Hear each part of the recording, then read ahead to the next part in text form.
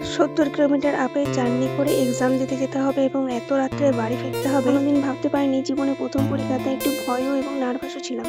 তো চলো ভিডিওটা প্রথম থেকে শুরু করা যাক। হ্যালো, আমি পায়েল। তোমরা সবাই কেমন আছো? আমি তো বেশ ভালো আছি। বাড়ি থেকে খাওয়া দাওয়া করে 10টার মধ্যে বেরিয়ে পড়েছিলাম এক্সাম দেওয়ার জন্য। আমাদের বাস স্ট্যান্ড থেকে বাস ধরে চলে গিয়েছিলাম শিউর এবং সেখান থেকে স্টেট ধরে চলে যাবো সোজা আমার গন্তব্যস্থল। সেই টাইমে কোনো ট্রেন না থাকায় আমাকে যেতে হবে স্টেটেই করে। আর তোমরা তো সবাই জানো এখন স্টেট বাসে মেয়েদের ফ্রি, তাই আমি আর বাবা ফ্রি অফ কস্টে চলে গিয়েছিলাম। এতক্ষণ বসে থেকে কি করবো, তাই ভাবলাম যে একটু পড়ে নিই, তাই একটু পড়ে নিচ্ছিলাম।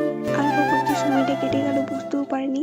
বাইপাসে নেমে আমরা খাওয়া দাওয়া করে নিচ্ছিলাম কিছু। আর ওয়েদারটাও বেশ দারুণ করেছিল, না গরম না রোদ। আর দেখো এরই মধ্যে বৃষ্টি হতে শুরু করে দিয়েছে। বাসে ট্রাভেল করার ফলে আমার শরীর খুবই খারাপ হয়ে গেছে, এই জন্য আমি বাসে লং জার্নি করি না। যেহেতু থার্ড শিফটে এক্সাম ছিল এবং সময়ও বেশি হয়নি, তাই আমরা হেঁটে হেঁটেই যাচ্ছিলাম। বাস স্ট্যান্ড থেকে সেন্টার বেশি দূর ছিল না, তাই আমরা টোটো আর করিনি। ফাইনালি আমরা সেন্টারে পৌঁছে গেছিলাম এবং সেকেন্ড শিফটে পরীক্ষা চলছিল, তাই আমাদেরকে 1 ঘন্টা ওয়েট করতে হয়েছিল।